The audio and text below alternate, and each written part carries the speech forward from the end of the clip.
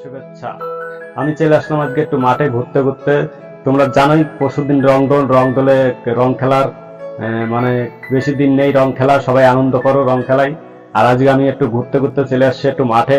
তোমাদের মাঠের পরিবেশটা একটু ঘুরে ঘুরে দেখাচ্ছি, চলো।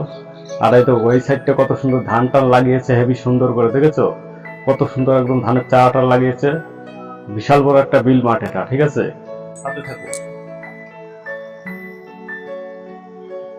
আর মাঠের পরিবেশটা দেখো, এই সাইডটা কত সুন্দর, এই যে ধনে টনে লাগাইছে, হেবি সুন্দর করে একদম ধনে টনে লাগাইছে।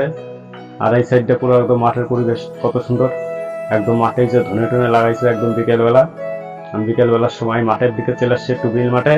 এই বিল মাঠে বৃষ্টির সময় মানে অনেক মাছ হয়, ঠিক আছে?